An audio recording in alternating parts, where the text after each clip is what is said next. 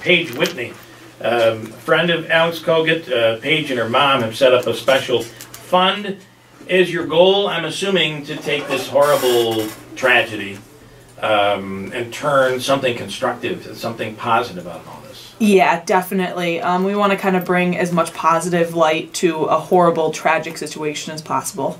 So you were there, right, when the verdict came? Yes, I was. I was there for the last 2 days. And I can't imagine how you felt, how family members felt. Yeah, when we heard the guilty verdict at first, it was just overcome with emotions. Everyone just had emotions in that courtroom.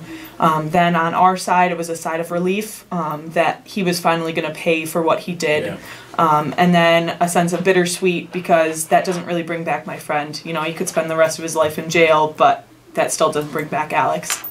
Were you both at Brockport? Yes. Okay, Yep. and the DA said that she was Alex, the voice of Alex. Yeah, and I thought that was really touching. Yeah, she did a great job defending Alex and doing everything in her power to bring justice for Alex. So now your goal is to try to turn something constructive out of all of this. Yes, we have started, my mom and I have started what's called the Purple Pinky Charitable Foundation.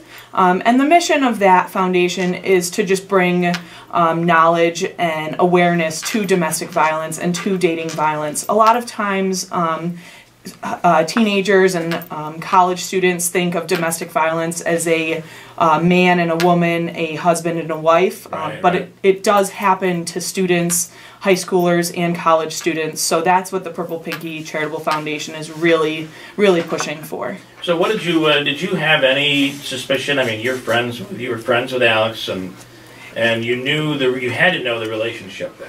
I did know the relationship a little bit, but there was nothing ever that kind of threw me off. Yeah. No signs, nothing that I have heard before. I never saw any of that with that relationship. Yeah, some people I think are very private, and that's one of the things that with this awareness is they have to. If you're feeling like you're in a relationship that has danger, so many times I think they just you hide from everybody. You put on that happy face. And I think the other thing, too, is a lot of times high schoolers, college students are just looking for that feeling of being wanted and being loved. So they kind of put that in their minds that, okay, they may be talking down to me, they may be hurting me, but they love me, so it's okay.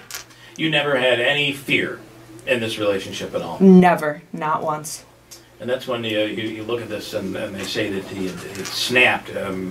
Just is. It's hard to get to that. It's hard to understand that. Exactly. It's definitely a surreal feeling, to say the least, that something that you would have never expected from this relationship just kind of exploded.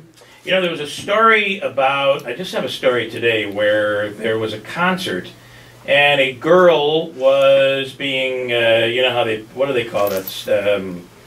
Where they put them on the hands and they... crowd surfing? Crowd surfing, yeah. And Aaron Lewis...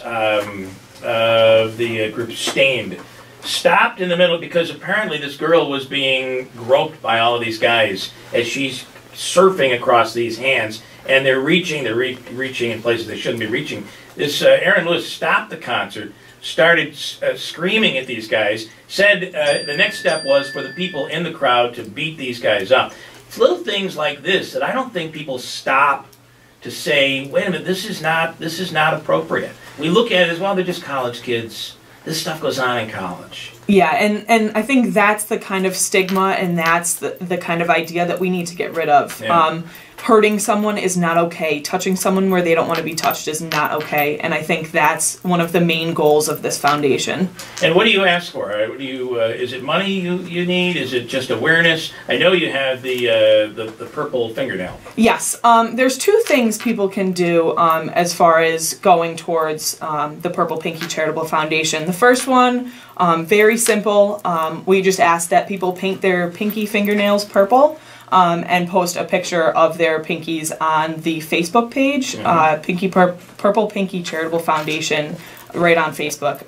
And that kind of shows people who are affected by domestic violence, both the abusers and the victims, that they're not alone and that there's support out there. The second thing people can do is donate, and you're donating to help us continue to raise awareness to teenagers, high schoolers, and college students. And you can donate on the Purple Pinky Charitable Foundation website, purplepinky.org. Have you reached out to the YWCA? We haven't. This foundation is very new. We became incorporated in February, so we're still kind of trying to stick our feet somewhere, but eventually, yes, we will be reaching out to many other places. And the problem is, that their relationships in high school and college are still new. It's not old hat for somebody but you see, adults in marriage having problems, and women many times just unable to kind of break away.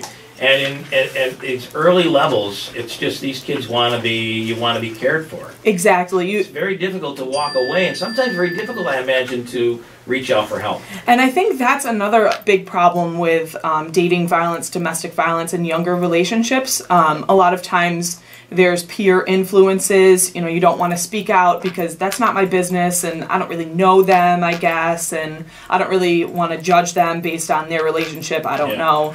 And so that's why we're trying to bring that strength to teenagers and college students to try to speak out if you see something. What Alex went through. This is just so, I imagine for you being a close friend, it had to be just so surreal. You see these things in the news, they happen far away. It just is so, it's like you want to wake up from a bad dream. Exactly, yeah. That's the entire time that this has been kind of culminating. Surreal is the one word to describe it all. Just so surreal. Like it's not really happening, kind of having an out-of-body experience. Just a horrific situation. Yeah, how could it ever get to this? Exactly. Well, I would think that you seem very strong.